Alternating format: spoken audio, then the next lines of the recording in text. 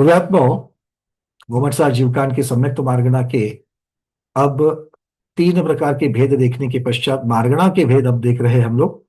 तो मार्गणा में भी सासादन सम्यक दृष्टि जो जीव है उसकी चर्चा की कर। एक और प्रश्न था कि लब्ध पर्याप्तक के बारे में किसी ने, अगर मैं आपको बताऊं, हाँ, किसी ने एक प्रश्न पूछा था कि लब्ध पर्याप्तकों के क्या सभी प्रकार के लब्ध पर्याप्तकों में सासादन सम्यक दृष्टि जन्म लेता है कि नहीं लेता है। बात एक समझ लेना, आगम में सासादन सम्यक्त्व को लेकर के बहुत सारे मत मतांतर है। मतलब सासादन सम्यक्त्व में मरण प्राप्त करके वो उसके साथ कौन कौन कहाँ कहाँ जन्म लेगा, इसके बारे में बहुत सारे मत मतांतर है। षटखंडागम में एक बात है, धवला जी में एक बात है, प्राकृत के पंचसंग्रह में एक बात आती है, अमित गति महाराज के पास एक बात है, कर्मकांड गोमटसार जीवकांड के एक बात है।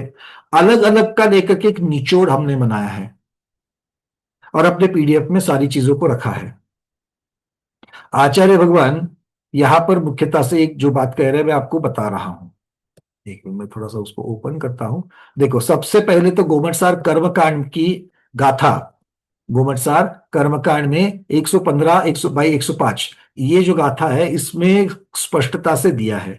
क्या दिया है कि इस गुणस्थान में मर करके जीव कहां कहां जन्म नहीं लेता।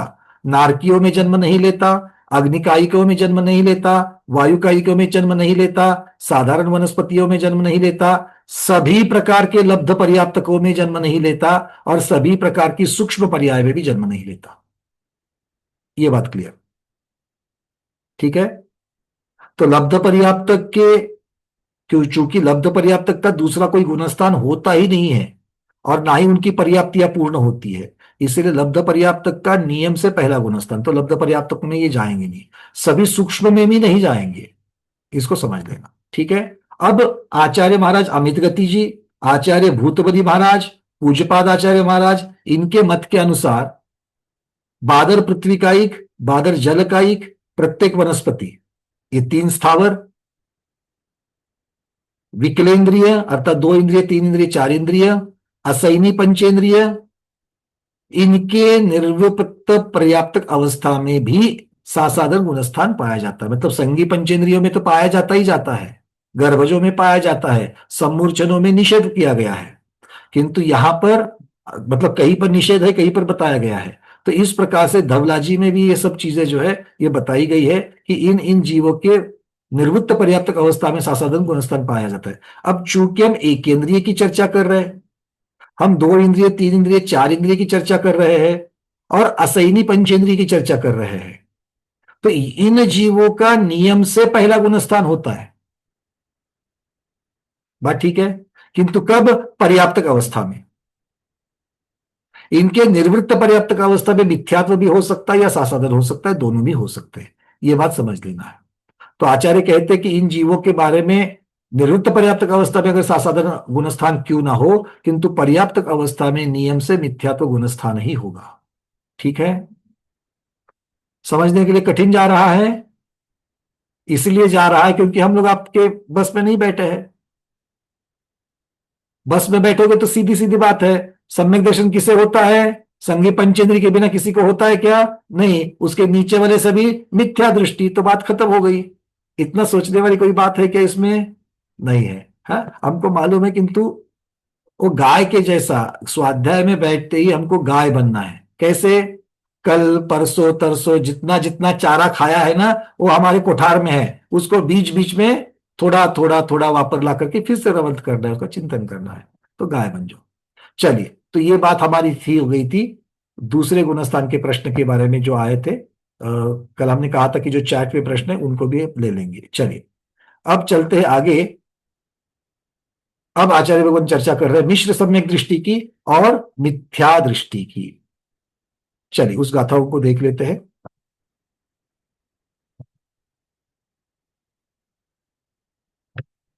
गाथा क्रमांक 655 और उसके पश्चात 656।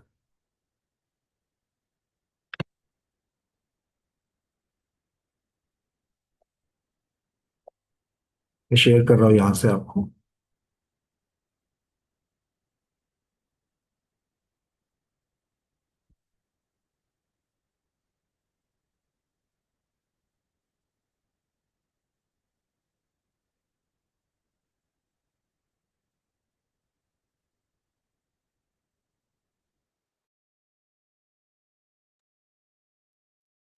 फिर से शेयर कर रहा हूं।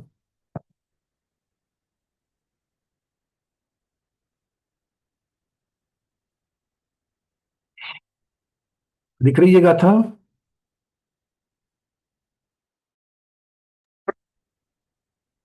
इंटरनेट की इश्यू है कि क्या है? शेयर करते ही बाहर जा रहा है।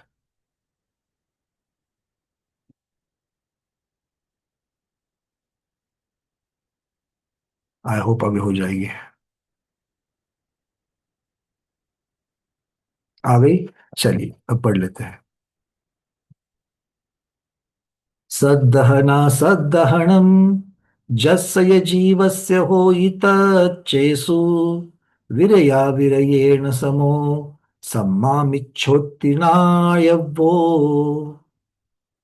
मिच्छा इट्ठी जीवो उव इत्थं पवयणं न सदहति असभावम् उव इत्थं वा अनुव इत्थं। 655 656। 655 में सम्यक मिथ्या दृष्टि की चर्चा चल रही है। हम लोगों ने इसका पूरा 21 नंबर के गाथा अर्थात गुणस्थान प्रवृत्ति में इसका बहुत सखोल में अभ्यास किया है। सम्यक मिथ्या दृष्टि क्या है? ये ना सम्यक दृष्टि है ना मिथ्या दृष्टि है। अनुभव जैसी बात होती है। ये ना सम्यक दृष्टि है, ये ना मिथ्या दृष्टि है। तो आचार्य भगवान क्या कह रहे हैं? सद्दहन असद्दहन, श्रद्धान और अश्रद्धान क्या होता है? युगपत प्रकट होता है। जस्य जीवस्य होई तच्चेसु। और ये उसको उपमा किसकी दे रहे हैं? विरया विरयेण समो। जो विरता विरत श्रावक होता है, जैसे एक ही समय में वो संयत भी होता है और असंयत भी होता है। मतलब ना पूरा संयत ना पूरा असंयत। वैसे ही ये सम्यक मिथ्या दृष्टि जीव है। ना ये पूरा सम्यक दृष्टि है ना ये पूरा मिथ्या दृष्टि है। तो ये अलग से ही जात्यंतर, अगर हम गुणस्थान प्रवृत्ति की चर्चा करें तो आचार्य महाराज वहां पर उसे जात्यंतर ये विशेषण लगाते हैं। सम्मामिच्छुदयेन जत्तंतर सव्वघाधिकज्जेन। अर्थात सम्मामिच्छु सम्यक मिथ्यात्व इस प्रकृति के उदय से एक जात्यंतर सर्वघाती कर्म प्रकृति का उदय जो होकर ये जो कार्य होता है वो उसकी वजह से जीव का श्रद्धान और अश्रद्धान दोनों साथ में होता है। तो इस प्रकार से ये सम्यक मिथ्या दृष्टि है, ये जात्यंतर है, ये दोनों का मिक्सचर नहीं है। फिर से ये बहुत बार मैंने बताने का प्रयास किया है, ये दोनों का मिक्सचर नहीं है, ये अलग ही तीसरी प्रकृति है। जैसे दही और गुड़ ये दो अलग अलग प्रकार है और दोनों को मिक्स करने पर ना वो दही रहता है ना वो गुड़ रहता है, दही गुड़ का मिश्र स्वाद प्राप्त होता है। इस प्रकार से आचार्य ने दृष्टांत के द्वारा इसको समझाया है। तो ये सम्यक मिथ्या दृष्टि है। इसके बारे में ज्यादा चर्चा करने वाली बात यहां पर कुछ नहीं है। एक महत्वपूर्ण बात है कि इस गुणस्थान में ना मरण होता है और ना ही मारणांतिक समुद्घात होता है। ना ही ये गुणस्थान किसी निवृत्त पर्याप्तक अवस्था में जाता है ना विग्रह गति में होता है। तो इस प्रकार से ये सम्यक मिथ्या दृष्टि जीव है। इस जीव को व्रत भी नहीं होते हैं, मतलब इस गुणस्थान में व्रत भी नहीं होते हैं, ना अनुव्रत होते हैं ना फिर सकल संयम भी नहीं होता है। चलिए, इसके ऊपर किसी का और कोई प्रश्न है किसी के मन में कि सम्यक मिथ्या दृष्टि इस गुणस्थान के बारे में हमारे मन में कोई जिज्ञासा है, ऐसा कुछ है? नहीं तो फिर हम मिथ्या दृष्टि की चर्चा करते हैं। हाँ विजय लक्ष्मी दीदी। कि सम्यक मिथ्या दृष्टि संयम ले सकता है कि जैसे कि मतलब सहस्त्र नाम के व्रत कर लिया या सबसे पहली ऐसे बात व्रत तो वगैरह ये है, लेता है क्या वो? सबसे जैसे पहली कि बात सबसे देवीवार व्रत सबसे है, पहली बात सोलंकर व्रत। सबसे पहली बात सहस्त्र नाम कहने का व्रत ये सब व्रतों को व्रत नहीं कहा है। हाँ, ये नैमित्तिक व्रत कहे जाते हैं। आगम में जब भी संयम की चर्चा चलती है तो देश संयम और सकल संयम इनमें सिर्फ और सिर्फ अनुव्रत और महाव्रत इन दोनों की ही चर्चा है। हाँ वो समझ में है। बाकी लेकिन मेरे चीजों को यहाँ पर संयम नहीं कह रहे हैं। अविरत सम्यक दृष्टि भी सहस्त्र नाम बोलने का व्रत ले सकता है, इसका मतलब ये नहीं कि वो व्रती हो गया। हम्म, अगर मैं उसको व्रती नहीं बोला। हम्म, अगर मान लो कोई जीव है, सम्यक मिथ्या दृष्टि जीव है, महावीर भगवान को भी मानता है, और सब जगह पर जाकर के जल आदि भी चला करके आता है, और मान लो वो कल बहुत मुश्किल में है, तो वो मुनीश्वरत भगवान की चालीसा बोलने बैठ जाएगा, तो उसको क्या संयमी कहेंगे? नहीं नहीं। हाँ, तो इसीलिए जब भी हम चर्चा करते हैं तो आगम में अनुव्रति और महाव्रति को ही व्रति कहा है। बाकी ये तो सारे नैमित्तिक व्रत होते, उनकी चर्चा वहां पर नहीं होती है। हाँ, जब जैसे आप कि नैमित्तिक व्रत करते हो तो आप संयम का पालन करें, देश संयम का पालन करें, ये अपेक्षा रहती है, किंतु उन्हें व्रति नहीं कहा जाता है। बोलिए। हाँ, हाँ, वही वही पूछना था कि वो लोग संयम लेते, जैसे कि रस त्याग वगैरह, तो वो ले सकते हैं, वो ले सकते हैं वो लोग। रसत्याग ये संयम का भेद नहीं है, रसत्याग ये तप का भेद है। ठीक अच्छा। है? और तब जब तक सम्यक दृष्टि कर रहा है तब तक वो तप है, नहीं तो वो कूप तप या बाल तप हो जाएगा। अच्छा अच्छा, ऐसा है क्या? बिना सम्यक्त्व के संयम नहीं, बिना सम्यक्त्व के ज्ञान नहीं, बिना सम्यक्त्व के चारित्र तप कुछ भी नहीं। हाँ, समझ में। चलिए, कनक वाला दीदी। वरना इसमें आयु कर्म का बंध भी नहीं होता ना तीसरे गुणस्थान में। तीसरे गुणस्थान में आयु कर्म का बंध भी नहीं होगा, ठीक बिल्कुल। दीपक मेहता दीदी। आपने पहले सब वर्णन करते वक्त सर्वघाती क्या कहा, मेरे को नहीं समझा। सर्वघाती क्या है? सम्यक मिथ्यात्व प्रकृति का या सम्यक मिथ्यात्व गुणस्थान कैसे होता है, ये गुणस्थान प्ररूपना में आचार्य भगवान जब कह रहे हैं तब उन्होंने ये शब्द लगाए हैं। सबसे पहले उन्होंने लगा दिया सम्मा मिच्छुदयेन, सम्यक मिथ्यात्व कर्म प्रकृति के उदय से क्या होता है, जत्यंतर सद्वघाधिकज्जेन, एक जात्यंतर, जात्यंतर मतलब एक विशेष अपना ही स्वभाव, अलग से स्वभाव होने वाली संवघाती, एक सर्वघाती हाँ, सर्वघाती। कार्य जो है वो कार्य है कि सम्यक मिथ्या दृष्टि गुणस्थान जो है, सम्यक मिथ्यात्व गुणस्थान है। मतलब ये सम्यक मिथ्यात्व कर्म प्रकृति जो है, ये सम्यक मिथ्यात्व कर्म प्रकृति के दो विशेषण दिए उन्होंने। एक तो ये सर्वघाती है और दूसरी ये जात्यंतर है। ये उस कर्म प्रकृति के दोनों विशेषण आचार्य महाराज ने दिए हैं यहाँ पर। सर्वघाती क्यों बोला उसको? तो सर्वघाती तो है, सम्यक तो होने नहीं दे रहा आपको, सम्यक तो गुण को प्रकट नहीं होने देती है, इसके वास्ते सर्वघाती है, बिल्कुल बिल्कुल सर्वघाती है वो। जिस कारण से मिथ्यात्व सर्वघाती है उसी कारण से सम्यक मिथ्यात्व भी सर्वघाती है। भले उसके स्पर्धक, भले उसके स्पर्धक मिथ्यात्व की अपेक्षा थोड़े से अलग है, हाँ, किंतु वो है भी सर्वघाती, दोनों सर्वघाती कहेंगे। गुलाब जाम भी मीठा है, काजू कतली भी मीठी है, भले काजू कतली थोड़ी फीकी हो किंतु दोनों मीठे हैं। ठीक है? और सर दोनों की डायबिटीज के लिए सर्वघाती है, इस प्रकार से समझ लेना। ठीक है, चलिए। अब ये प्रश्न मत पूछना भैया सर्वघात डायबिटीज के लिए अगर ये दो सर्वघाती है तो देशघाती कौन सी है, ये आपका, आपके लिए होमवर्क है, आप अपना कर लो। ठीक है ना? डायबिटीज के लिए देशघाती कौन है ये हम नहीं बता सकते हैं। प्रभु जी पूछिए अगला प्रश्न। इस गुणस्थान का जो मतलब उत्कृष्ट समय क्या है? इसका अंतर्भूत है, तो इस उत्कृष्ट गुणस्थान का अंतर्भूत है, और अंतर इसका आने के द्वार और जाने के द्वार भी फिक्स है। इसमें आचार्य भगवान कहते हैं, इसके लिए भी हमने एक चार्ट बनाया था, मुझे याद है, गुणस्थान प्ररूपना में दिखा देते हैं, एक मिनट।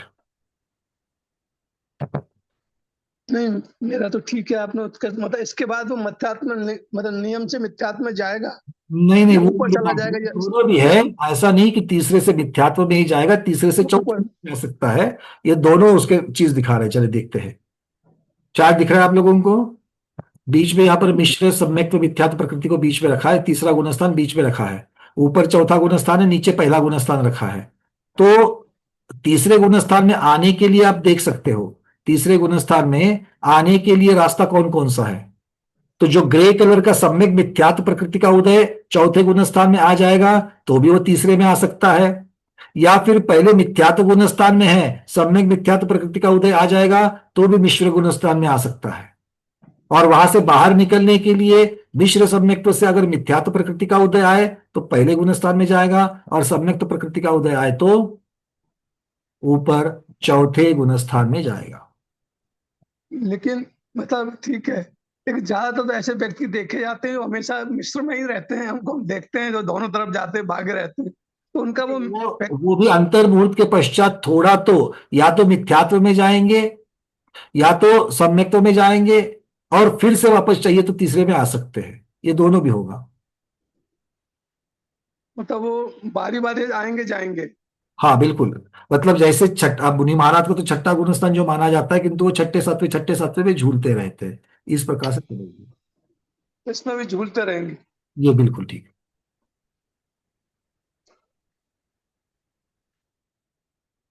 एस जैन के नाम से है यहाँ पर, बोलिए। हाँ, वंदना भैया जी, मैं सुनीता उखड़कर हूँ। हाँ दीदी बोलिए। तो भैया जी, मेरा प्रश्न है कि ये उपशम सम्यक्त्व के बाद ही तीसरा गुणस्थान आएगा, यानी उपशम सम्यक दृष्टि को ही होगा? और दूसरा प्रश्न है कि ये सादी मिथ्या दृष्टि को ही होगा? एक मिनट, सादे मिथ्या दृष्टि को ही होगा, ये बात ठीक है, किंतु हमेशा प्रथमोपशम से ही वहां जाया जाएगा ये जरूरी नहीं है। शायद क्षमिक सम्यक दृष्टि चौथे गुणस्थान से तीसरे गुणस्थान में सम्यक मिथ्या दृष्टि बन सकता है। हाँ, शाइक वाला भी बन सकता है। क्षायिक वाला नहीं बनेगा, क्षाय क्षमिक वाला बनेगा। क्षायिक हाँ, क्षायिक क्षमिक वाला। क्षायिक वाले के लिए वेदक तो नीचे बॉर्डर तो वो तो कुछ नहीं, उसका तो क्षय हो चुका है दर्शन मोह का। पे बोल रहे हो। वेदक वाला ही बनेगा, नहीं गलती से हाँ निकल गया हाँ भैया जी। हाँ, ठीक है वेदक वाला, ठीक है ठीक। वेदक वाला बन सकता है। वेदक वाला बन सकता है दीदी, बिल्कुल बन सकता है। चलिए अर्चना दीदी। वंदना भैया जी। हम्म। भैया जी, जात्यंतर थोड़ा सा बता दीजिए, वो नहीं क्लियर हुआ। जात्यंतर का अर्थ होता है अपने ही अलग स्वभाव वाली, जैसे दही, किसकी जैसे दही गुड़, होती है? देखो जैसे दही गुड़ मिश्रित घोल जो होगा उसमें दही का स्वाद और गुड़ का स्वाद छोड़ करके तीसरा ही नया स्वाद मिलता है, वैसे ही सम्यक मिथ्यात्व में ना सम्यक दर्शन है ना मिथ्यात्व है, दोनों भी नहीं है, इसीलिए उसका वो जीव का दर्शन अलग है। जाएगा पूरा सुनिए, या तो मुझे उसके। सुनिए आएगा, नहीं तो आपको सुनने को नहीं आएगा। ठीक। बोलिए। मैं बोल रही, तो उससे जैसे ये जो गुड़ और दही वाला है, तो एक नया ही स्वाद डेवलप हुआ, तो इसमें भी दोनों के मतलब गुण, मतलब अलग ही गुण आ जाएंगे, तो जीव का कैरेक्टर भी बदल जाएगा क्या? बिल्कुल कैरेक्टर बदलता है, इसीलिए तो ना वो सम्यक दृष्टि है ना तो मिथ्या दृष्टि है, वो सम्यक मिथ्या दृष्टि है। तो सम्यक मिथ्या दृष्टि जो है वो अपनी अपनी अलग से पहचान है उसकी, इसलिए उसका गुणस्थान अलग है। जैसे सासाधन सम्यक दृष्टि की अलग से अपनी पहचान है। क्या पहचान है उसकी? उसके पास मिथ्यात्व प्रकृति ना होते हुए अकेली अनंतानुबंधी प्रकृति है, और उसकी वजह से वो सम्यक दृष्टि नहीं है। वो सम्यक दृष्टि भी नहीं है, वो मिथ्या दृष्टि भी नहीं है। मिथ्या दृष्टि किसे कहा गया है? भेद रूप जब कथन करते हैं तो मिथ्या दृष्टि किसे कहा है? जिसके पास मिथ्यात्व प्रकृति का उदय है वो, है ना। तो फिर साधन में भी मिथ्यात्व प्रकृति का उदय नहीं है, सम्यक मिथ्यात्व में भी मिथ्यात्व प्रकृति का उदय नहीं है, तो दोनों इस अपेक्षा से दोनों भी मिथ्या दृष्टि नहीं है। अब सम्यक दृष्टि किसे कहा गया है? जिसने 7 5 6 7 तीनों में से किसी प्रकृतियों का या तो उपशम किया है, या तो क्षय किया है, या तो क्षय उपशम किया है। दूसरे गुणस्थान में और तीसरे गुणस्थान में इसमें से कोई भी प्रक्रिया नहीं है, इसलिए वो जीव सम्यक दृष्टि भी नहीं है। तो सम्यक दृष्टि भी नहीं है, मिथ्या दृष्टि भी नहीं है, पर उसका एक स्वतंत्र अस्तित्व है जिसको जात्यंतर कहा। तो वो स्वतंत्र अस्तित्व क्या है? वो अस्तित्व है सासाधन या सम्यक मिथ्या दृष्टि। इसीलिए ये गुण स्थान रखे गए, नहीं तो जरूरत नहीं थी फिर ना। गुणस्थान रखे गए हैं, गुणस्थान रखे गए हैं ऐसा नहीं कह सकते हैं, गुणस्थान बन जाते हैं। हाँ हाँ, वही। चलिए ठीक हाँ गुणस्थान राइट। बन जाते हैं, ठीक है ना। राइट।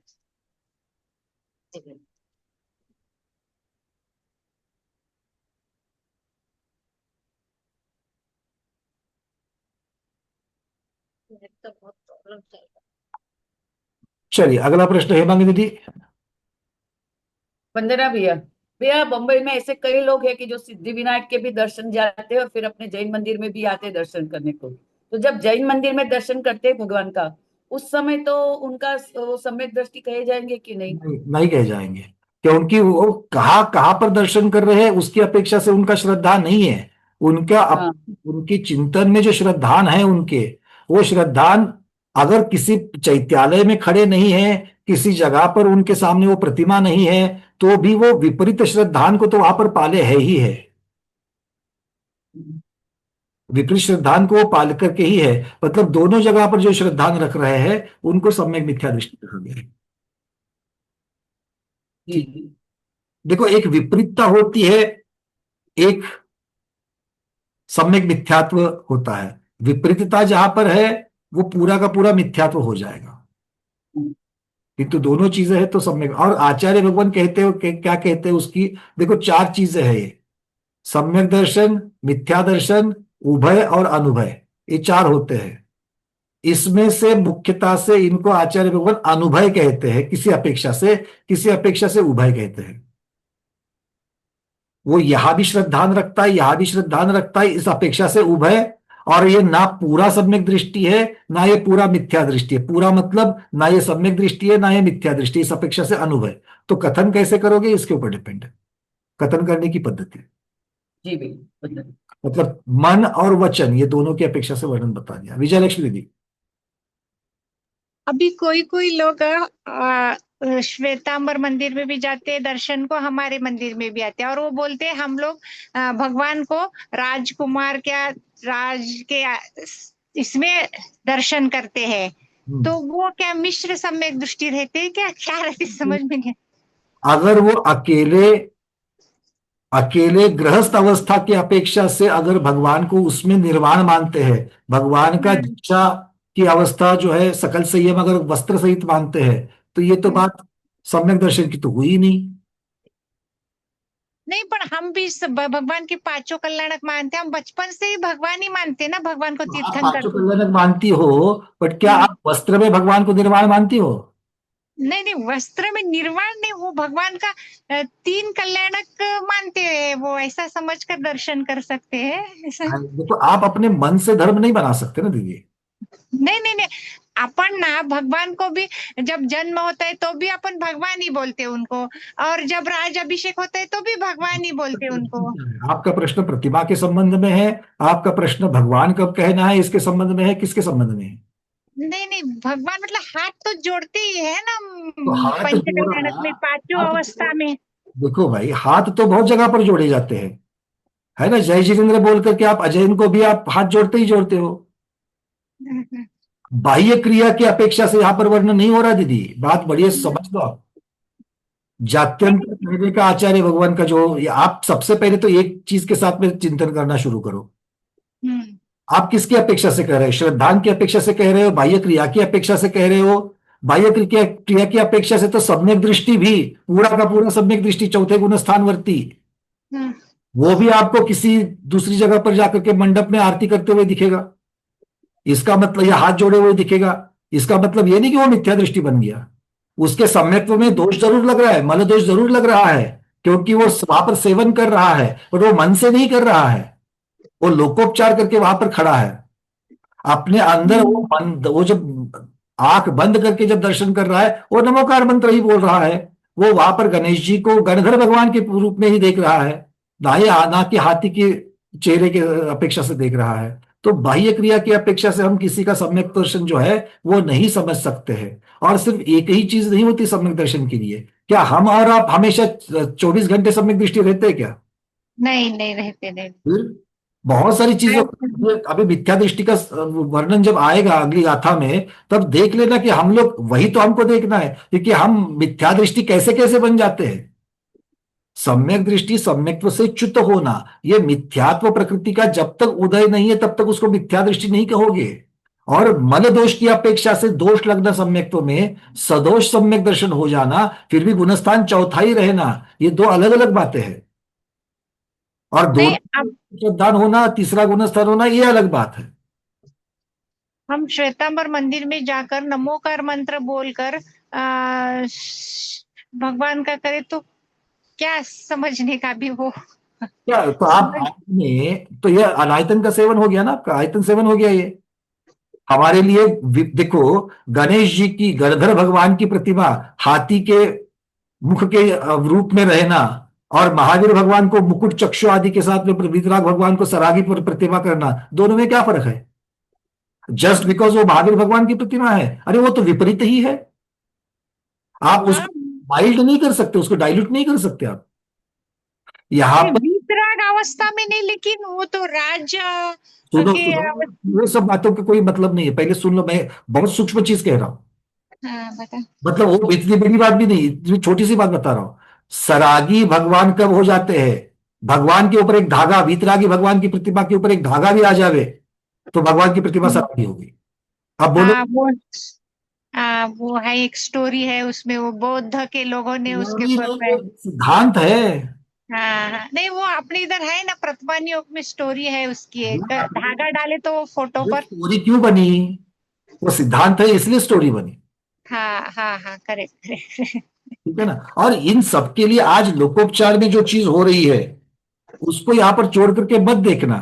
आज मुझे अमेरिका में बैठे हुए अगर कोई बोलता है कि हमारे मंदिर में हम एकात्मका दिखा रहे हैं, हम जैन धर्म की एकात्मका दिखा रहे हैं, हमारी एक ही वेदी के ऊपर चक्षु वाली प्रतिमा भी है और दिगंबर प्रतिमा भी है, हम दोनों को एक समान देखते हैं। मेरे लिए अगर आगम की चर्चा, अगर आप कर्णानु योग की चर्चा कर रही हो, तो कर्णानु योग की चर्चा की अपेक्षा से मैं उनको सम्यक मिथ्या दृष्टि कहूंगा। अच्छा। बन रही है उनकी उनकी दोनों में आस्था बन रही है। मैं मिथ्या दृष्टि नहीं कह सकता, उनको सम्यक मिथ्या दृष्टि कहूंगा। दोनों में आस्था बन रही है उनकी। अभी श्वेतांबर मंदिर में कहीं कहीं पीतल की मूर्ति रहती तो उसको चक्षु बिक्षु कुछ सुनो, नहीं रहता है। एक बात सुन लो विजयलक्ष्मी दीदी, ये चर्चा हमने गुरस्थान पर भी इन्हीं प्रश्नों के साथ की थी, मुझे अच्छी तरीके से याद नहीं मतलब वो सम्यक मिथ्या दृष्टि है। मानने का उनको। बिल्कुल, कितनी भी सम्यक। चर्चा करो, सिद्धांत यही रहेगा। जहां पर जीव सम्यक मिथ्यात्व प्रकृति की उदय की वजह से दोनों प्रकार के श्रद्धान कर रहा है, इसलिए वो ना सम्यक दृष्टि है ना मिथ्या दृष्टि है, वो सम्यक मिथ्या दृष्टि है। ये अलग से हो गया। समझ में समझ। क्लियर? चलिए, और अब मिथ्या दृष्टि में और सम्यक मिथ्या दृष्टि में क्या फर्क है ये समझ लो। मिथ्या दृष्टि को महावीर भगवान, वीतराग भगवान, मोक्ष मार्ग, इनमें से किसी चीज के ऊपर श्रद्धा नहीं है। उसको थोड़ा तो कहीं ना कहीं तो था, दोनों जगह पर था, इसको कहीं पर भी नहीं है। इसका श्रद्धान भी नहीं है ऐसा नहीं, इसका विपरीत है। इसके पास विपरीत है, इसके पास संशय है, इसके पास एकांत है। पांचों प्रकार के हैं, अलग अलग प्रकार के मिथ्यात्व है। और हमेशा मिथ्यात्व एक ही प्रकार का होवे ये जरूरी नहीं है। कोई संशय की अपेक्षा से भी मिथ्यात्व कर सकता है। जीव नित्य है कि अनित्य है, देखो। या फिर जीव नित्य ही है, जीव अनित्य ही है, किस प्रकार से आप इसको देखते हो? तो जैसे जैसे आप अलग अलग तरीके से इसको देखोगे वैसे वैसे उसकी चर्चा करेंगे। और इसीलिए मिथ्यात्व प्रकृति की अपेक्षा से आचार्य भगवान जो यहां पर कह रहे हैं, मिच्छा इट्ठी जीवो, मिथ्या दृष्टि जीव क्या है? उव इट्ठम पवयनम न सद्दहति, जो जिनेन्द्र भगवान के द्वारा उपदिष्ट प्रतिपादित प्रवचन अर्थात वाणी का श्रद्धान करता नहीं है। और इतने में नहीं छोड़ दिया, सद्दहति असद्भावम, वो उपदिष्ट या अनुपदिष्ट असद्भाव का श्रद्धान करता है। मिथ्या दृष्टि में दो चीजें को देख रहे हैं, एक तो जिनेन्द्र भगवान की वाणी के ऊपर उसका विश्वास नहीं है, और जो जिनेन्द्र भगवान की वाणी नहीं है ऐसी चीज के ऊपर उसका विश्वास है। अब देख लो, दोनों चीजें वहां पर, दोनों साइड से वहां पर कंफर्म कर रहे हैं। तो इसीलिए अब मिथ्या दृष्टि की अपेक्षा से जब हम वर्णन करते हैं तो हमको अलग अलग 5 प्रकार के मिथ्यात्व दिखाई देते हैं। क्या है 5 प्रकार के मिथ्यात्व? अब ग्रहित मिथ्यात्व, अग्रहित मिथ्यात्व, ये सारी चर्चा तो होगी, उसके पहले 5 मिथ्यात्व को देखना पड़ेगा। एक है एकांत मिथ्यात्व, जो वस्तु के अंश को ही संपूर्ण वस्तु मानता है। मतलब जीव या तो नित्य है, जीव या तो अनित्य है, एक एक अंश को लेकर के उसी को पूरा मान रहा है। विपरीत में, अगर यज्ञ की हिंसा जो है, वो यज्ञ में हिंसा करो तो स्वर्ग के सुख की प्राप्ति होती है, ये विपरीतता है। विनय, समय सार, बाइबल, पुराण, इन सबको एक ही मानना। ऊपर से सर्वधर्म समभाव, ये सब चीजें अलग अलग जगह पर अलग अलग इसका औचित्य होता है। जब आपको एक सामाजिक कारण है, लोकोपचार है, वहां पर सर्वधर्म समभाव, एकता, संपूर्ण मानवता, ये बात तो है ही है। क्योंकि हम भी जब शांति धारा में जब शांति की व्याख्या करते हैं या हम लोग अभिलाषा करते हैं, वहां पर हम पूरे विश्व की करते हैं, सिर्फ जैनों की नहीं करते हैं। तो ये एकात्मता होती है। किंतु यहां पर वो कह रहे हैं कि नहीं, इसका अर्थ ये नहीं होता कि समय सार और बाइबल दोनों को एक ही पद्धति से आप ट्रीट करो, क्योंकि एक केवली भगवान की वाणी है, दूसरी छद्मस्त की वाणी है, और छद्मस्त की वाणी हमेशा परफेक्ट होने का चांस ही नहीं है। चौथा है संशय, भाई गंगा नदी में स्नान करने से मोक्ष मिलेगा या नहीं मिलेगा, देखने में क्या जाता है, नुकसान तो नहीं होगा। आगे संशय वाले, ये मिथ्या दृष्टि हो गई है। अज्ञान, अब ये अज्ञान बहुत जरूरी है, और ये अज्ञान की अपेक्षा से बाकी चारों में से तो हम लोग बच गए हैं स्वाध्यायी, किंतु अज्ञान के बारे में जीवादि पदार्थ को विशेष रूप से नहीं जानना, आधे अधूरेपन से अपनी ही उसकी कोई स्वरूप बनाकर अपने दिमाग में रखना, ये सब क्या है, ये मिथ्यात्व का दर्शन है, ये आचार्य भगवान कह रहे हैं। इसी प्रकार से फिर अग्रहित मिथ्यात्व और ग्रहित मिथ्यात्व है। दूसरे के उपदेश के बिना पूर्व संस्कारों से जो प्राप्त होता है वो अग्रहित मिथ्यात्व है, जिसे नैसर्गिक मिथ्या दर्शन कहते हैं। और ग्रहित मिथ्यात्व जो है वो दूसरे के उपदेश से प्राप्त होता है, जिसमें मिथ्या ज्ञान, मिथ्या चारित्र, ये सब चीजें जो है वो हो जाती है। परोपदेश पूर्वक है, इसलिए 363 भेद सर्वार्थ सिद्धि में आचार्य महाराज ने माने इसके। क्रियावादी के है, अक्रियावादी के है, अज्ञानी है, वैनयिक के है। ये अलग अलग प्रकार के जो मिथ्यात्व जो हम लोगों को पता है, ये सारे के सारे मिथ्यात्व अलग अलग प्रकार की गुणस्थान प्ररूपना में हमने बहुत डिटेल्स में देखे हैं। क्रियावादी किसे कहते हैं, अक्रियावादी किसे कहते हैं, उनके भेद कैसे होते हैं, तो ये गुणस्थान प्ररूपना से तो एक बार देख लेना, उसके वीडियोस भी ऑलरेडी बन चुके हैं। तो इस प्रकार से ये सम्यक्त्व मार्गणा के 6 भेद हमने देखे, 3 सम्यक्त्व के और 3 बिना सम्यक्त्व के, इस प्रकार के ये भेद देखे। 1-2 प्रश्नों के लिए हाथ ऊपर है, उनको हाथ को मैं देख लेता हूं, जिनको प्रश्न पूर्ण हो चुके वो अपने हैंड रेट हटा दे, ठीक है। सुरेखा शाह दीदी बोलिए।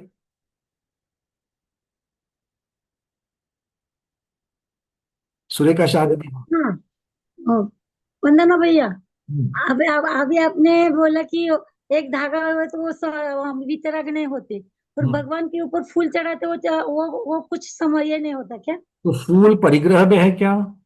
क्या नहीं, वो क्या फूल द्रव्य में है? द्रव्य में है। हाँ, तो जब तक चंदन और चंदन कहो, गंध कहो, और जैसे पुष्प आदि है, इनके लिए आगम में बताया गया है कि इनकी पूजन कैसे की जाती है। जल की धारा, अभी तो हम लोगों ने क्या किया है, सबसे पहले आपके प्रश्न का उत्तर ये है, एक चीज परिग्रह में आती है, दूसरी चीज जो है वो पूजन के द्रव्य में आती है, इसलिए पूजन के द्रव्य तो परिग्रह नहीं होंगे, ये एक नहीं, बात। लेकिन भगवान के ऊपर चढ़ाते वो चलता है क्या? क्यों नहीं चलेगा? आप मुझे बताइए क्यों नहीं चलेगा? नहीं, वही बोल रही कि वो ये है जो हाँ, चढ़ाने के द्रव्य है, जो हाँ, इसीलिए मैं आगे आपको आगम की भाषा बता रहा हूं, जो आज हम भूल गए हैं। फिर से बहुत ही सोच समझ करके बोल रहा हूं कि भूल गए हैं। हम जल कैसे चढ़ाते हैं भगवान को? दो वहां पर गलू रखे हुए हैं, दो हमारे पास दो कलश, दो दो कलश कलश। रखे हुए हैं, एक से चम्मच से निकालते हैं, दूसरे में डालते हैं। आगम में कहीं पर भी जल ऐसे चढ़ाने का विधान नहीं है। ऐसा चढ़ाना। चरणों के आगे भगवान के जल की धारा देने का विधान है। चंदन कैसे चढ़ाते हैं? हमने क्या कर दिया, चंदन को पानी में घोल दिया और पैसा डाला और चम्मच, और फिर चर्चा किस पर करते हैं, दोनों में अलग चम्मच होने चाहिए कि एक ही चम्मच होना चाहिए। हमारी बुद्धि उतनी तक सीमित हो गई, किंतु हमने ये देखा नहीं कि भगवान के अंगूठे में गंध लगाने की चर्चा है, चंदन का चर्चन किया जाता है। चर्चन का अर्थ होता है लेपन, और इसीलिए सब लोगों को मैं ये कह रहा हूं, मैं तो एक तुच्छ चीज बता रहा हूं, गाथा प्रमाणों के साथ में अगर इसको सुनना है ना, तो गुरुदेव ध्यान सागर महाराज के प्रवचन को जरूर सुनना, पूरी बड़ी माता जी के प्रवचन जरूर सुनना। गाथा प्रमाण के साथ में आगम दिखाई देगा। हम ये भूल ही गए हैं। पुष्पांजलि भगवान के चरण पर अर्पण की जाती है। अब बोलो। तो ये अलग अलग चीजें हैं। ये किसी अज्ञानतावश पंथों के द्वारा पंथवाद में ये चीजें आ जाती है, और हमने तो इसको देखा है। मुझे अब भी याद है, विषयांतर नहीं करूंगा, 2 मिनट में बताऊंगा मैं, कि यहां तक लोगों की डेयरिंग हो चुकी है या धैर्य चला गया है। मैं आपको बता दूं, मैं गोमटेश्वर में था, चंद्रगिरी में, और वो प्राचीन नेमिनाथ भगवान की बस्ती में दर्शन करते करते करते जा रहे थे। शोध के वस्त्रों में थे, तो हमें एक आदत है कि शोध के वस्त्र में होते तो हाथ में जल भी रहता है प्रासुक, और गंध भी रहता है। तो जाकर के भगवान के चरणाभिषेक करते हैं, मार्जन करते हैं, उसके ऊपर गंध लगा करके आगे चलते हैं। तो हम आगे आगे जा रहे थे, और मुझे किसी ने बताया, देखो भैया पीछे से एक महिला आ रही थी, और जो भगवान के चरणों पर पुष्प चढ़ाए जा रहे थे उसको निकाल निकाल करके वो फेंक रही थी पीछे से। उसको वो पसंद नहीं था, वो वहां की नहीं थी, वो कहीं उत्तर भारत से आई थी। पर हमने देखा, मतलब लोगों की यहां तक हो गया कि उन्होंने ठेका लेकर के रखा है कि हम भगवान को वीतरागी करके ही देखें। अरे क्या बात है। खैर चलिए, ठेकेदारों की चर्चा हम नहीं करेंगे, और इसके ऊपर कोई चर्चा नहीं, अब इसके आगे इस विषय के ऊपर कोई चर्चा नहीं।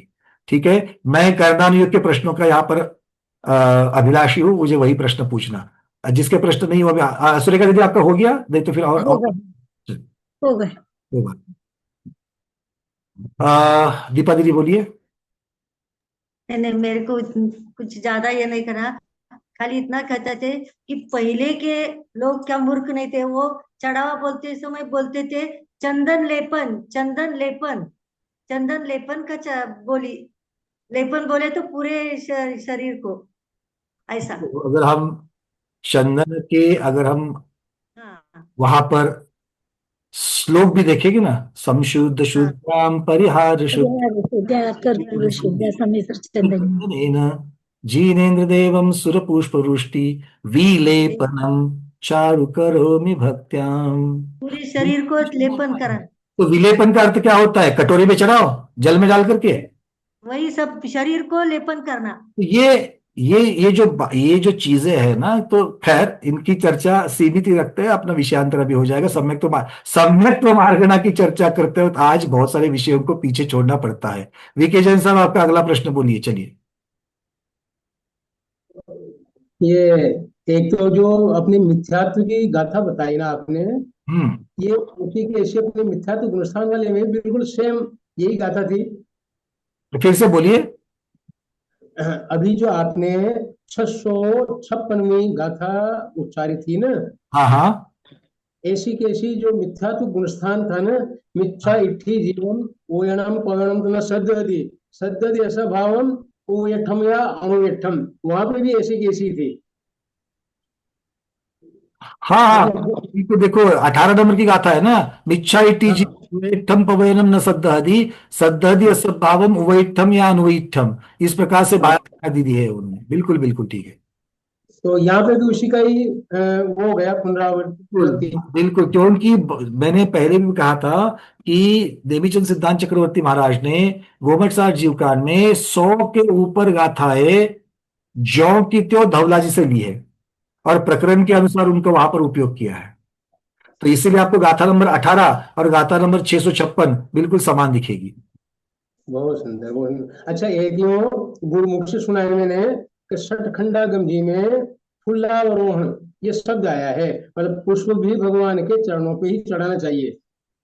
अरे सर, अब इसकी चर्चा कहाँ कहाँ तक लेकर के जाएंगे? जिन गुरुमुख से सुना है। मतलब आजकल ये हो गया है, लोग अपना नहीं गुरुओं का नाम ले लेकर के बताते हैं, हमारे आचार्य श्री ने ऐसे कहा है। अरे आचार्य श्री और आचार्य श्री के आचार्य श्री जो थे, उन्होंने जो काव्य लिखे हुए हैं, उन्होंने जो वहां पर लिखा हुआ जो ग्रंथ महाग्रंथराज बनाए हैं, उनको भी तो पढ़ो, उनके अंदर क्या लिखा गया है। बहुत सुंदर, बहुत सुंदर। वो यार नहीं है। खैर चलिए, चर्चा इसकी नहीं करेंगे। कुसुम कुसुम दीदी बोलना। वंदना भैया जी। भैया जी, जो विलेपन करेंगे अपन, तो अभिषेक करने के बाद मुझे प्रश्न सम्यक मिथ्या दृष्टि या मिथ्या दृष्टि के ऊपर या साधन के ऊपर अपेक्षित है, वो बोलना। विलेपन का नहीं विषय चरणान योग में लेंगे। नहीं नहीं, मेरे को इतना जानना है कि जब आप अभिषेक करते हैं तो वो मूर्ति को वहीं रखना चाहिए, ऐसे आप कहना है? दीदी मैंने मूर्ति कहा को ना कि मैं इसके बारे में बहुत अनभिज्ञ हूँ। मैं नहीं बता सकता कि मूर्ति को उठा करके लगाना चाहिए कि मूर्ति को रख करके चलना चाहिए। मैं इसके ऊपर नहीं, मैं इसका बिल्कुल अभ्यासक नहीं हूं मैं। नहीं, नहीं, पर आप विलेपन करोगे, मूर्ति रहेगी तो विलेपन करेंगे ना भैया, हाँ पूजा करेंगे तो। तो ठीक है ना भाई, जो विलेपन जो मूर्ति के लिए जो विधानाचार्य होते हैं, प्रतिष्ठाचार्य होते हैं, उनको कृपया करके ये प्रश्न पूछ लेना, मैं इसके ऊपर टिप्पण नहीं करूंगा। अब भैया जो टलमल गाड़ी जो दोष लग जाते हैं अपने, तो उसके लिए क्या प्रायश्चित लेना चाहिए? ये प्रायश्चित ग्रंथों में गुरु बताएंगे। प्रायश्चित देने की बात तो गुरु जानते हैं। और चलम लगा, कहाँ लग रहा है कहाँ नहीं लग रहा है, सबसे पहले बात तो ये हमारे गुरु ने हमको एक सिखाया है, जब भी आपको कोई क्रिया करो उसके पश्चात एक कायत्सर्ग जरूर कर लेना। अच्छा, पूजन ठीक के है। बाद, अभिषेक के बाद, सब जगह के बाद एक एक कायत्सर्ग कर लेना, क्योंकि हमारी गलती होती है तो एक कायत्सर्ग कर लेना।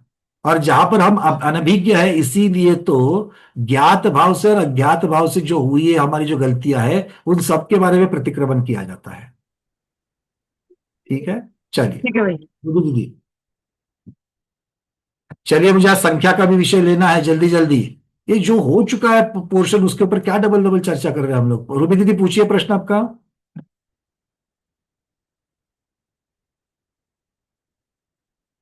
रूबी दीदी आवाज पहुंच रही है? सुनीता दीदी। हाँ वंदना भाई जी, मेरा प्रश्न है कि तीर्थंकर प्रकृति बांधने वाले को तीसरा गुण स्थान नहीं होता है ना? हाँ देखो, तीर्थंकर प्रकृति का बंध जो है वो सम्यक्त्व के साथ ही होता है। अगर वो जीव किसी कारण से मिथ्यात्व आदि में अगर चला जावे तो उसका सम्यक्त्व प्रकृति का बंध रुक जाता है।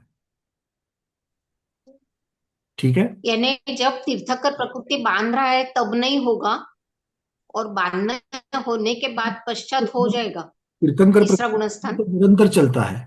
तीर्थंकर प्रकृति का बंध निरंतर चलता हाँ है। निरंतर, हाँ निरंतर प्रकृति।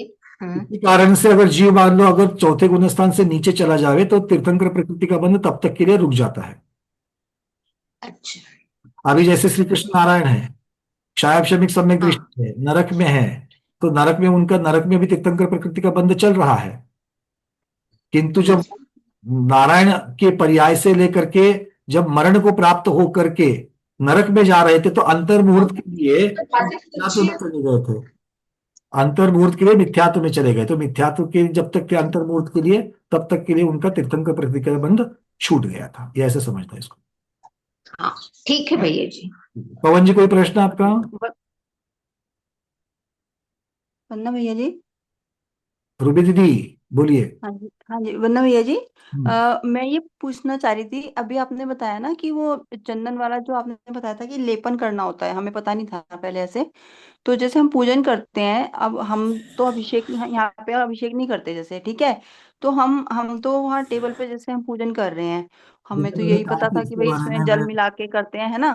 तो हम उसमें लेपन कैसे कर सकते हैं, क्योंकि हमारे पास तो वेदी नहीं है। इसके बारे में मैं इसका अभ्यासक नहीं हूँ बहुत बड़ा। इस प्रश्न के उत्तर मैं नहीं दे पाऊंगा।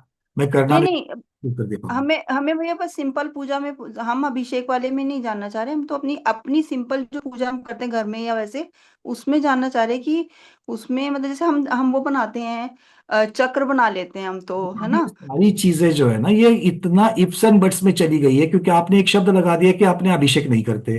पूजन जो है वो अभिषेक पूर्वक होती है। देव पूजा ये जो शब्द है ये अभिषेक पूर्वक होता है। अभिषेक शुद्ध वस्त्रों में होता है, पूजन शुद्ध वस्त्रों में होती है, सामने प्रतिमा होती है। तो सामने प्रतिमा होकर के शुद्ध वस्त्रों के साथ में शुद्ध प्राशुद्ध द्रव्यों के साथ में पूजन की जाती है। अब अगर आज अगर ये पद्धति छोड़ करके आधी अधूरी पद्धति अगर कोई कर रहा है, बिना भगवान की पूजन के प्रतिमा के सामने अगर कोई पूजन कर रहा है, तो उसके लिए मैं कहां से नया आपको पदार्थ बना करके बताऊं कि आप कहां पर चंदन विलेपन करोगे आप? जब भगवान की प्रतिमा ही वहां पर नहीं है तो मैं कहाँ लगाने के लिए कहूंगा आप नहीं नहीं, प्रतिमा जी तो है सामने, है मतलब प्रतिमा जी सामने है। फिर आप उसको मतलब मूल वेदी जो होती है वो है वहां पे, मंदिर में ही हम कर रहे हैं मान लो। तो अगर हम मंदिर में कर रहे हैं पर टेबल पे कर रहे हैं ना हम, और वहां पे थाली में हमने अष्टद्रव्य ले रखे हैं, इस प्रश्न ठीक का है। उत्तर मैं नहीं दे पाऊंगा। पवन जी चलिए अगला अगला प्रश्न। ओके, वंदना भैया जी। आज गुरुदेव ने ये बताया कि जैसे आवाज आ रही है?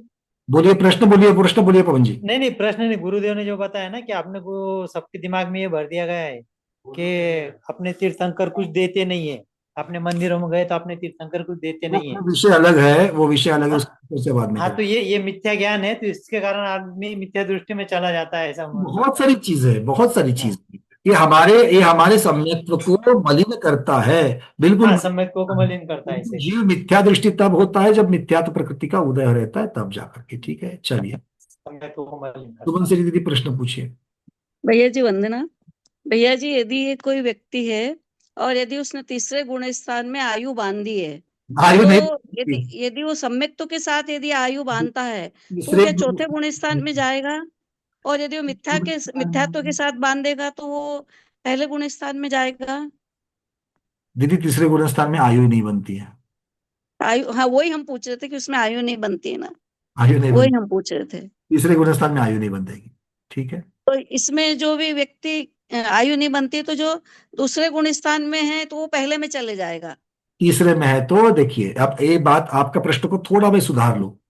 अगर मरण के समय में अगर कोई जीव तीसरे गुण स्थान में है, कुछ समयों में उसकी मरण होने वाला है, और अगर वो तीसरे गुण स्थान में है, तो फिर क्या तीसरे गुण स्थान में तो मरण होता नहीं है, क्या मरण टल जाएगा? नहीं, ऐसी जगह पर उसके दो ही पॉसिबिलिटीज है, या तो वो नीचे आकर के मिथ्यात्व गुण स्थान में चला जावे, या तो चौथे गुण स्थान में आकर के मरण करे। तो या तो पहले या तो चौथे गुण स्थान में मरण होगा, ऐसे जीव। हाँ, बस बस बस चलिए, वही पूछा।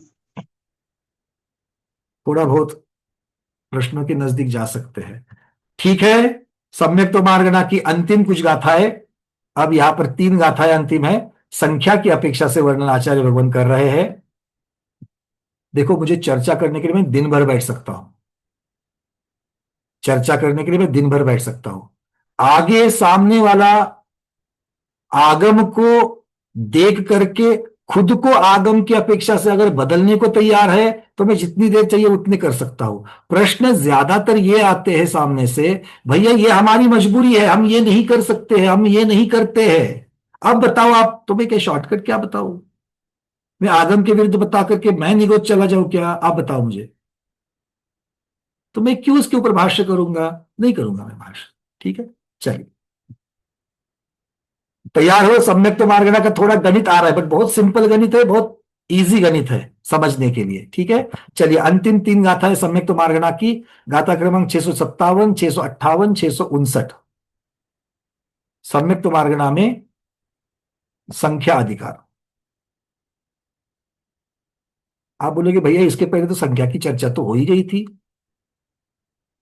गुणस्थान की अपेक्षा से, गुणस्थान की अपेक्षा से हमने जीवों की संख्या देखी है, अरे हाँ या ना? सबसे ज्यादा सम्यक दृष्टि कहाँ होते हैं, देशवृत्ति कहाँ होते हैं, सकल संयमियों की संख्या 3 कम 9 करोड़ या 4 कम 7 करोड़, ये सब चर्चा हो चुकी थी। अब फिर से संख्या कौन सी निकाली है? हाँ, अब संख्या है सम्यक तो मार्गणा के भेदों की। 6 प्रकार के जीवों की संख्या है, क्षयिक सम्यक दृष्टि, औपशमिक सम्यक दृष्टि, क्षयक्षमिक सम्यक दृष्टि, सासाधन सम्यक दृष्टि, सम्यक मिथ्या दृष्टि और मिथ्या दृष्टि। इन जीवों की संख्या यहां पर बता रहे हैं। चलिए गाथाओं को देख लेते हैं, एक बार उच्चारण करते हैं।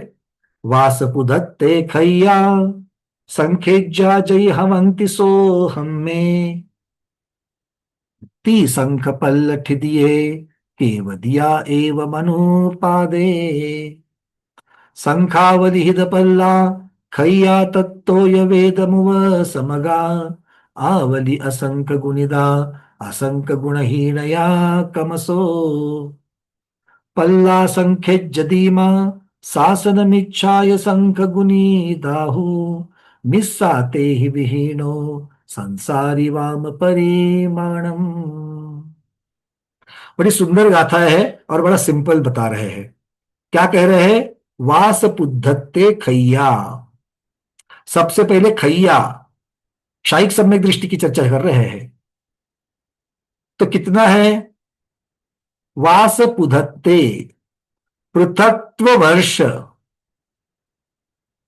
कितनी है? पृथक्त्व वर्ष है। कहां पर है? जह हवंति सो हम में। सौधर्म ईशान स्वर्ग की अपेक्षा से बता रहे हैं। सब शब्दों को अगर जोड़ लूं तो क्या हो जाता है? सौधर्म ईशान स्वर्ग युगल में पृथक्त्व वर्ष में वासपुदत्ते पृथक्त्व वर्ष में खैया संखेज्या संख्यात क्षायिक सम्यक दृष्टि उत्पन्न होते हैं। वर्ष पृथक्त्व में, वर्ष पृथक्त्व का अर्थ क्या लेंगे?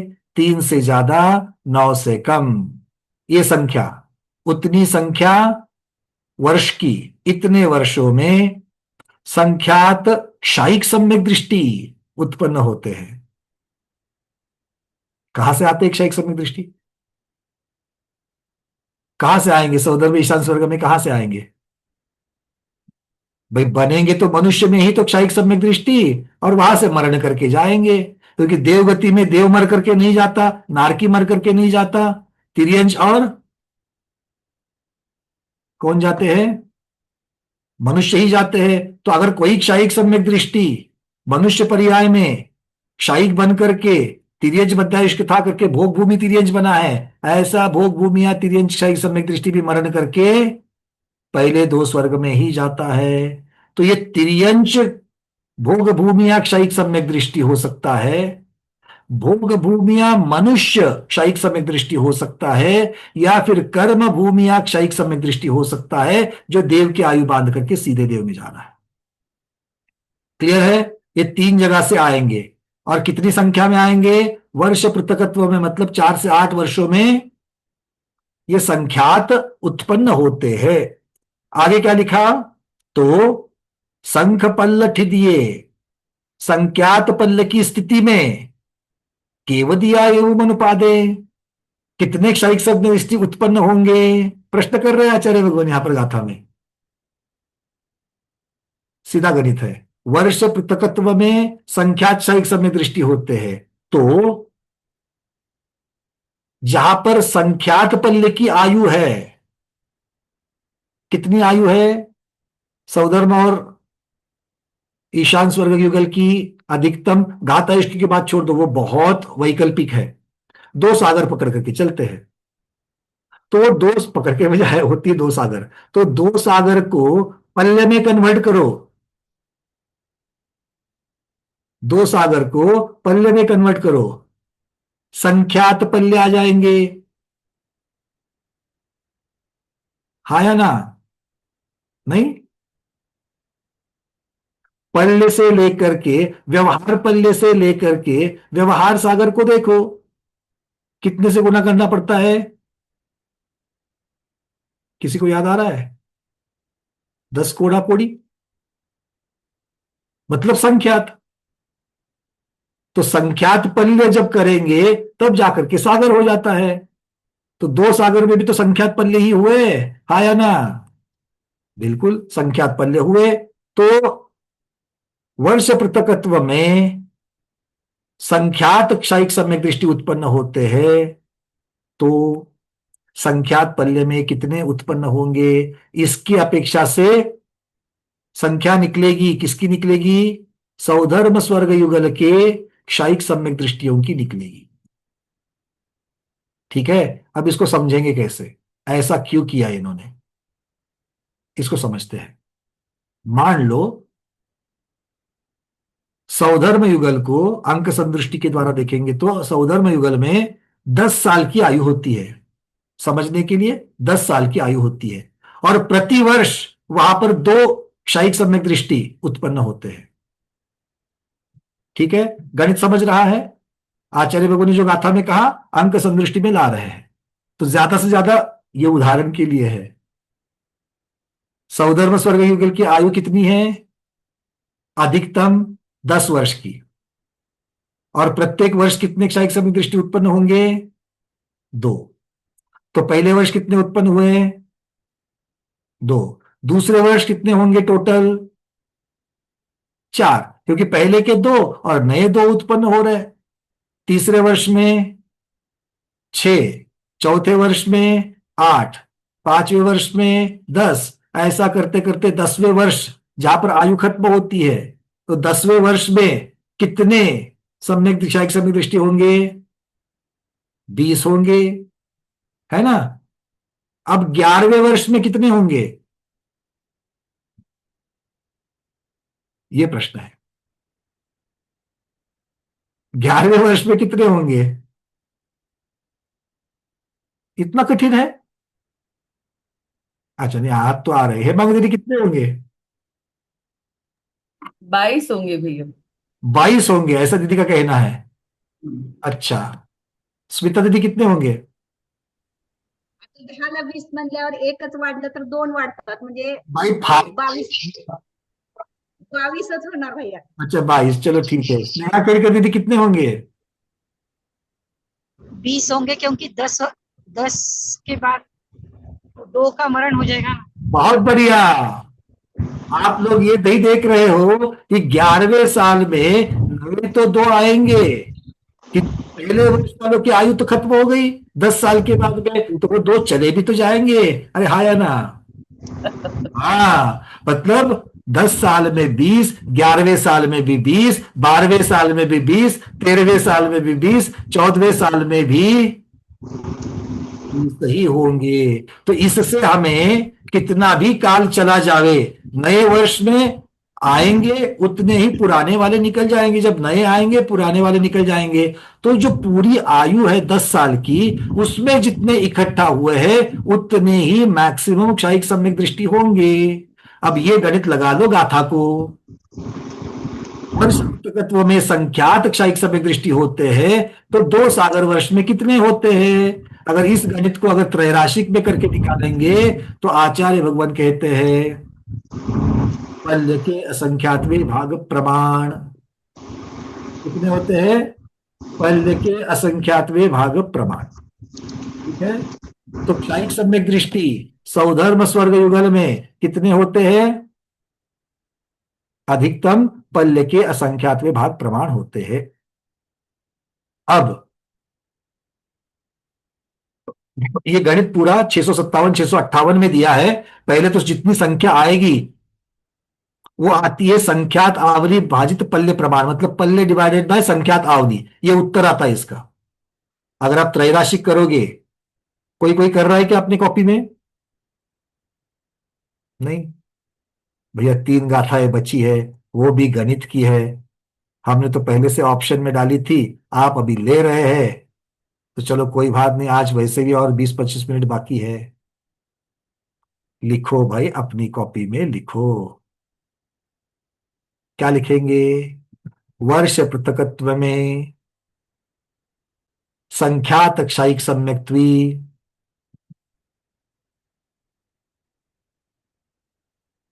तो 2 सागर में कितने?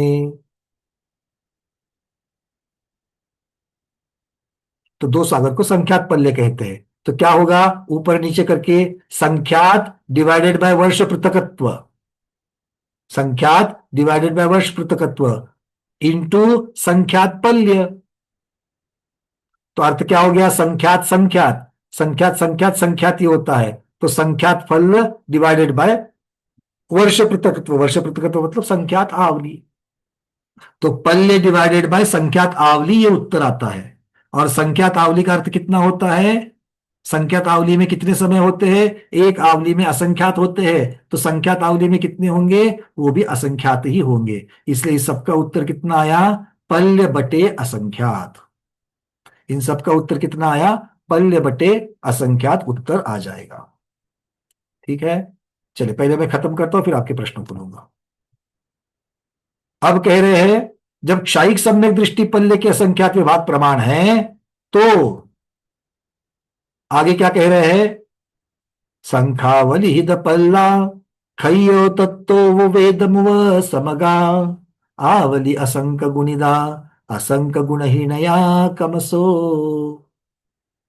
अर्थात इसको, मतलब किसको? क्षयिक सम्यक दृष्टियों की जो संख्या प्राप्त हुई है उसको आवली के असंख्यातवें भाग से गुना करेंगे तो वेदक सम्यक दृष्टियों का प्रमाण प्राप्त होता है। संख्यावली हिद पल्ला, हिद मतलब भागी, संख्यात आवली भाजित पल्य। ठीक है, असंख्यात आवली का असंख्यातवा भाग से अगर जब हम क्षयिक सम्यक दृष्टि को जो संख्या आई है उसको आवली के असंख्यात विभाग से गुना करेंगे। आवली असंख्य गुणिदा आगे लिखा है उन्होंने, क्योंकि पहला जो पूर्वार्ध है गाथा का, आप लोगों को गाथा दिख रही है कि नहीं दिख रही है? हाँ, शायद यही यही गड़बड़ है। रुको रुको रुको।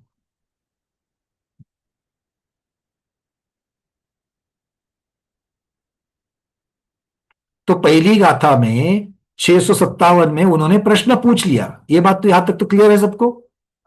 क्या प्रश्न पूछा?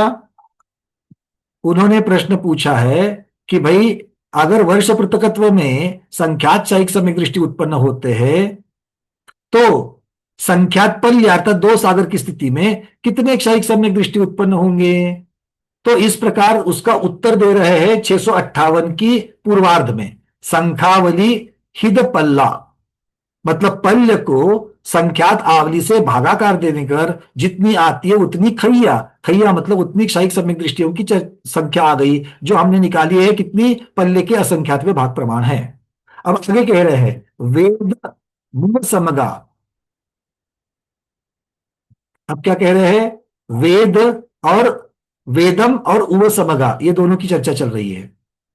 पहले वेदक सम्यक दृष्टि की कहेंगे।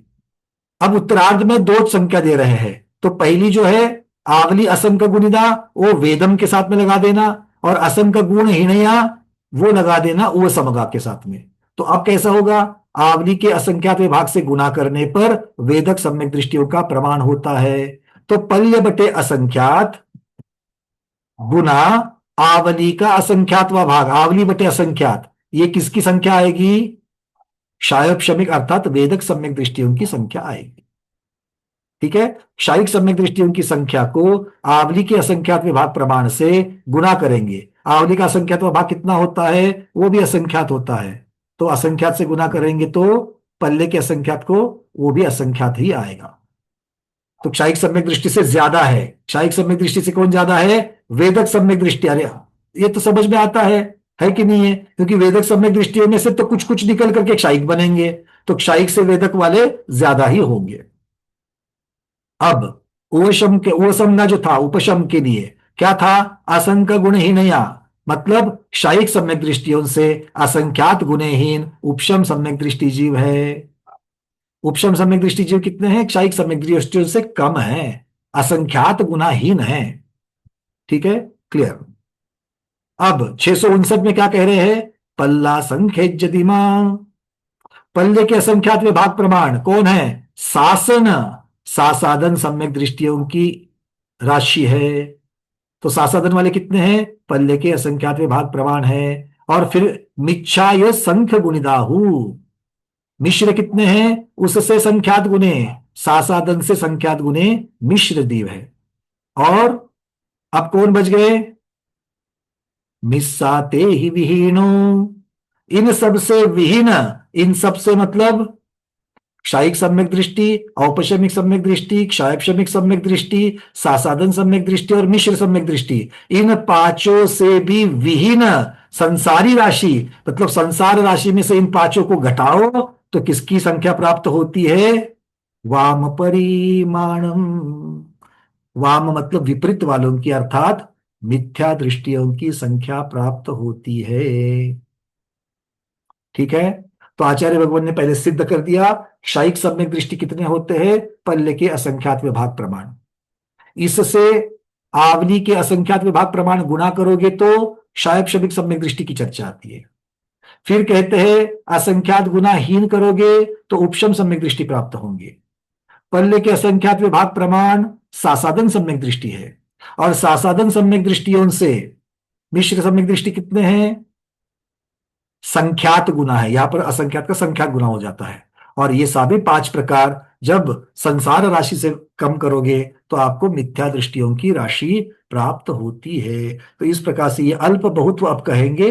अल्प बहुत्व में सबसे कम कौन से जीव है? सासाधन सम्यक दृष्टि। जिनको कुछ भी गणित समझ में नहीं आया कोई बात नहीं, मैं अभी जो अल्प बहुत्व बता रहा हूं इतना तो याद रखना ही रखना है।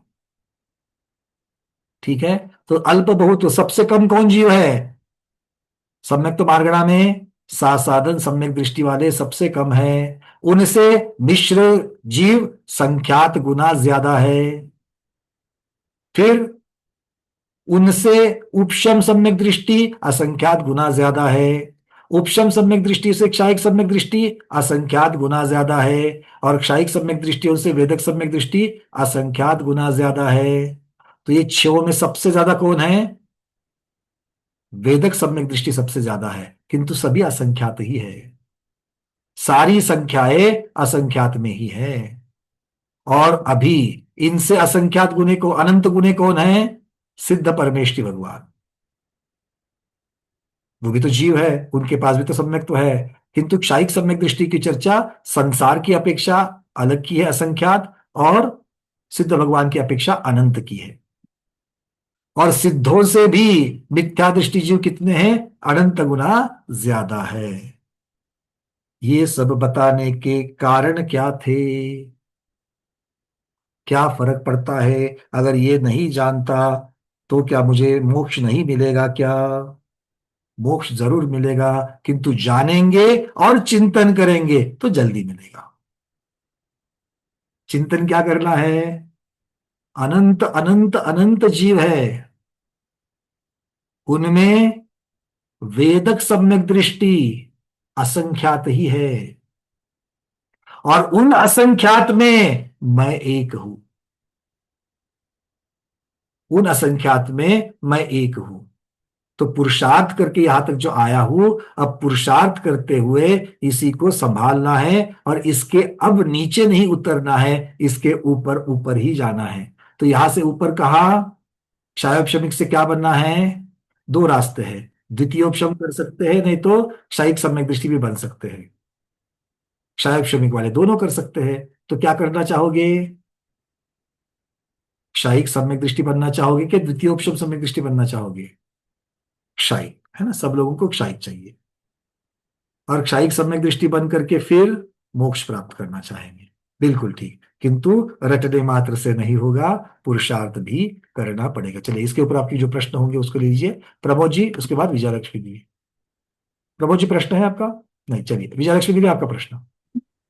अभी आपने जो राशि बताई उससे ऐसा पता चलता है कि मिथ्या दृष्टि से सिद्ध भगवान की राशि ज्यादा है, तो फिर भव्य जीव ज्यादा है। कम कम कम, ज्यादा नहीं, कम पता है क्या? अच्छा हाँ। अच्छा, सिद्ध भगवान से अनंत गुने ज्यादा मिथ्या दृष्टि है। ऐसा बताया तो अच्छा, हाँ, मेरे को लगा कि नहीं, ऐसा नहीं, ठीक है। क्योंकि मिथ्या दृष्टि की राशि अगर आप देखेंगे तो पांचों प्रकार की राशि संसार राशि से कम कर दो, पांचों प्रकार की राशि कितनी है? असंख्यात है, और अनंतानंत में से आपको सिर्फ और सिर्फ अक्षय अनंत में से आपको असंख्यात को घटाना है, तो कुछ ना के बराबर घटाया, इतनी ज्यादा मिथ्या दृष्टि की राशि है। मतलब है, हम इससे ऐसा अंदाजा लगा सकते हैं कि अभव्य जीव ज्यादा है और भव्य जीव कम है, ऐसा लगा सकते हैं क्या अंदाजा? वो भव्य मार्गना में अल्प बहुत दिया है ना दीदी। हाँ वो हाँ, उसमें हम देखा था, इसके लिए मैं आपको बोला ना कि आप सम्यक तो मार्गना की अपेक्षा से वर्णन, ठीक है। चलिए, पूर्णिमा दीदी। भैया जी, मैंने एक 2 दिन पहले एक वीडियो देखा था, तो उसके अंदर मनुष्य जन्म की सार्थकता बताई थी। तो ऐसा बताया कि 1 सेकंड के अंदर इतने अरब जीव जन्म लेते हैं, तो उसके अंदर अमुक जीव तो देव में चले जाते, अमुक नारकी में चले जाते, अमुक तिरेंच में चले, तिरेंच जाने के बाद में अमुक मनुष्य में जाते, मनुष्य में अमुक लोग फिर मनुष्य में जाते, फिर ऐसे जाते, फिर आखिरी में बताता है कि इतने 99 लोग में खाली मात्र एक जीव खाली मनुष्य पर्याय में जाता है, अंक संदृष्टि एक की ही बात, जीव खाली जाता है। अंक यानी कि मनुष्य पर्याय की दुर्लभता कितनी है यूं। बहुत बहुत सुंदर, बिल्कुल। मनुष्य पर्याय अति दुर्लभ है, अति दुर्लभ। चलिए, सुभद्रा। यानी कहने का मतलब कि 1 सेकंड के अंदर 1 अरब जीव लेते हैं, उसमें 1 अरब में से मात्र एक ही जीव खाली मनुष्य से बनता है। अब उसमें अपना नंबर है, किसका नंबर है, क्या मालूम है। अगर हम भाव परावर्तन का चिंतन अगर मान लो ठीक से करें तो वैराग्य जरूर हो जाएगा, इतनी गारंटी है, सिर्फ भाव परावर्तन का। चलिए, महेंद्र कुमार जी, सुभद्रा दीदी। वन्ना भैया जी। वंदना, बोलिए। मैं ये पूछना चाह रहा हूँ, जैसे अभी तो शायद कपल बन नहीं सकते इस पंचम काल में, इस पर्याय में, तो भरत उसको ऐरावत में सम्यक नहीं दर्शन बनते को सर, भरत ऐरावत में नहीं बनते, विदेह में तो बन ही रहे हैं, क्योंकि इस उन्होंने पर्याय में 4-8 नहीं वर्ष एक सम्यक दृष्टि कितने आते हैं। नहीं, अभी इस पर्याय की बात कर रहा हूँ मैं, जो अभी अपन भरत अपने आप भरत नहीं, क्षेत्र में है, तो अपने अभी तो आप शायद को बन बचा नहीं नहीं, सकते। तो अपने आप इस सम्यक दर्शन को बचा के रखने के लिए फिर देव में साथ ले जाना पड़ेगा, या उस समय अपन को मिथ्यात्व प्रकृति का उदय होगा। अरे इतना इतना कठिन काम है, अपने सम्यक्त को बचाना है, और ठीक असंख्यात वर्षों के लिए बचाना है।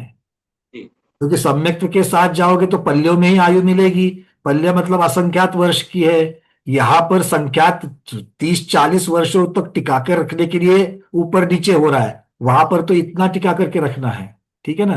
बट वहां पर साधन भी ज्यादा होंगे। कैसे साधन होंगे ज्यादा? सौदरवेंद्र महाराज की आज्ञा का पालन करते हुए सब उनके साथ साथ चले जाना।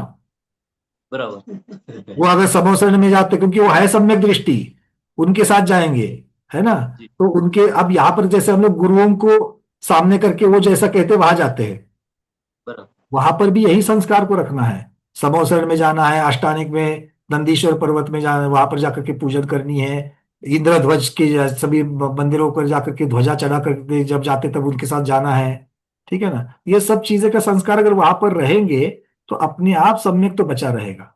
हर रोज अपने ही चैत्यालय में जाकर के अभिषेक पूजन कर, अगर हम लोग ठीक से देखेंगे ना, तो यहाँ की चर्या, जो एक भद्र सम्यक दृष्टि की यहाँ की जो चर्या है ना, उसी चर्या का पालन करना है। यहां पर भी अभिषेक पूजन कर रहे हो, वहां भी अभिषेक पूजन करना है। यहां भी गुरुओं का उपदेश सुनते हो, वहां साक्षात केवली भगवान का उपदेश सुनने को मिल सकता है। यहां भी स्वाध्यायों के साथ धर्म चर्चा कर रहे हो, वहां भी स्वाध्यायों को, वहां पर तो बहुत सारे स्वाध्यायी मिलेंगे आपको। और सिर्फ यहाँ तो अभी भरत क्षेत्र के, भारत देश में जितने जितने जूम पर जुड़ रहे हैं या फिर साधुओं के यहाँ जो मिलते हैं, अपने गांव में मिलते हैं, उतने ही है। वहां तो कहाँ कहाँ से आएंगे, और बड़े से बड़े स्वाध्यायी आएंगे वहां पर। तो भाव उनके पास से ग्रहण करने का, वहां पर चर्चा में यत्न नहीं करने का, अच्छा ये तो हमने भी पढ़ा है, ये हमने भी पढ़ा है, ये हमारे पास हुआ था, इसके ऊपर हमने वो कितनी सारी एग्जाम्स दी थी, ये सब नहीं करना है।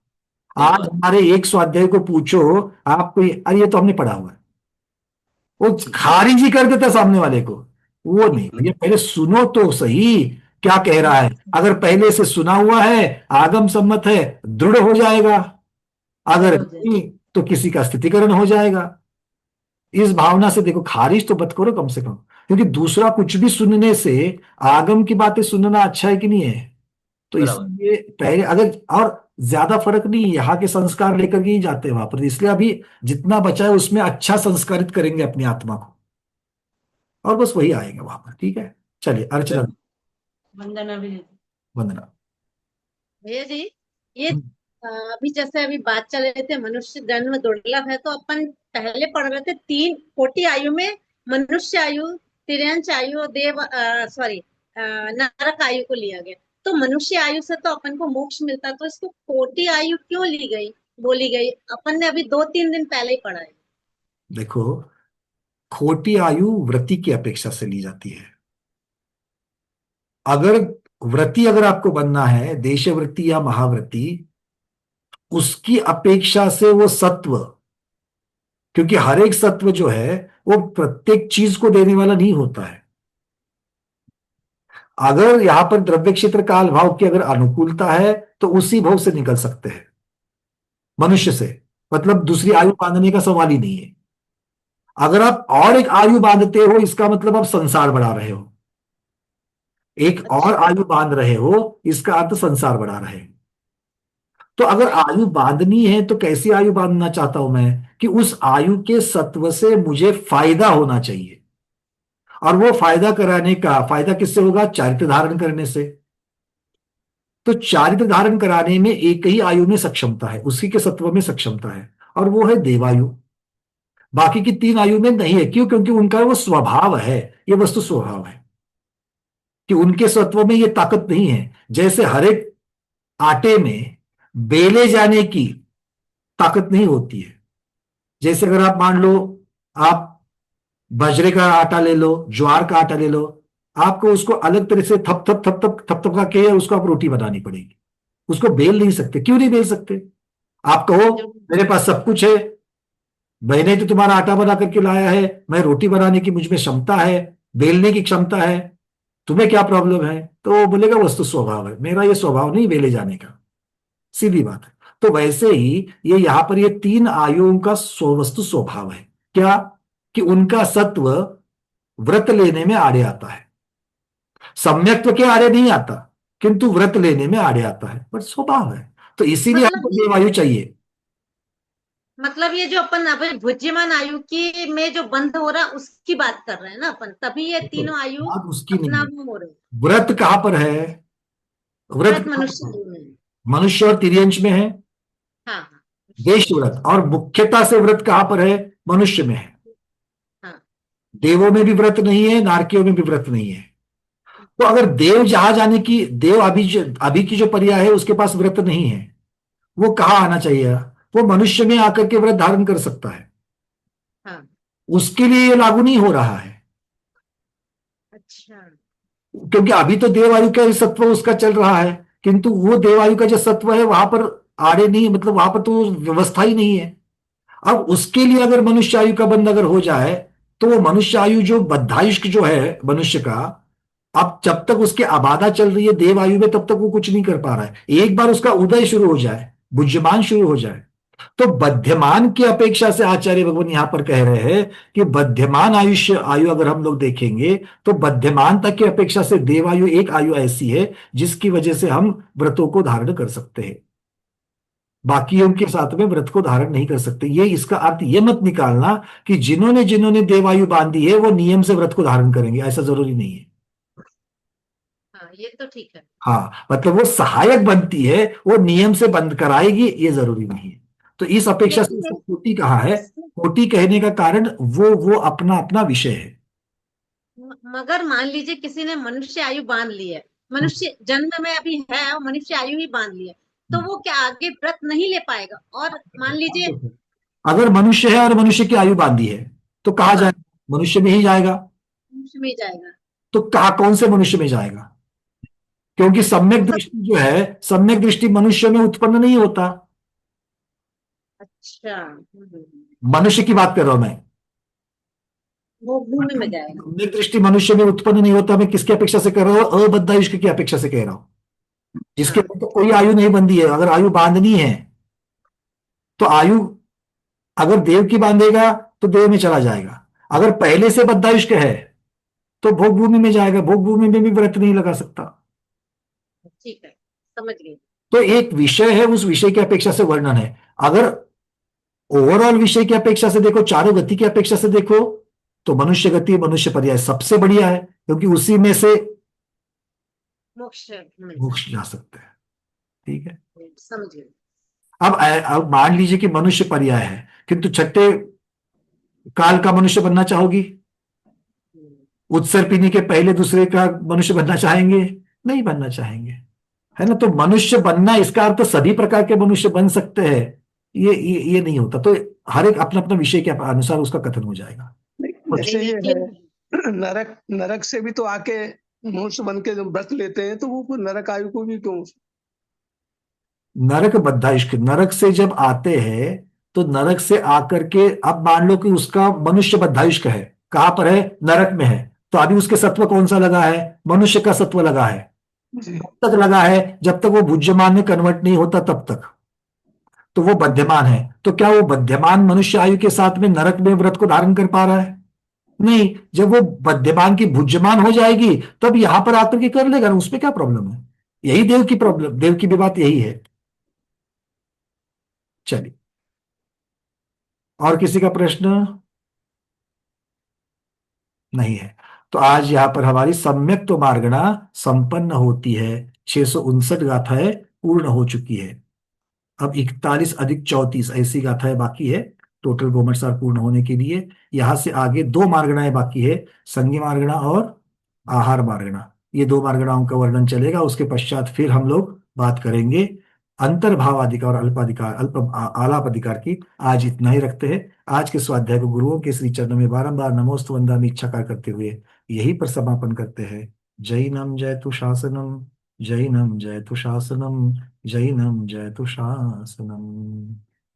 आप सब लोगों को कम से कम 10 मिनट का, लगातार 10 मिनट का, उठते बैठते 10 मिनट नहीं, लगातार 10 मिनट का एक आज होमवर्क दे रहा हूं। वो होमवर्क ये है, सम्यक्त्व मार्गणा पढ़ने का लाभ क्या, सम्यक्त्व मार्गणा को क्यों पढ़ना चाहिए, उससे मैं क्या फायदा मुझे हो सकता है, इसके ऊपर 10 मिनट का चिंतन लगातार करना है। ठीक है, इसकी चर्चा कल आपके उत्तर में सुनूंगा। जय जिनेन्द्र।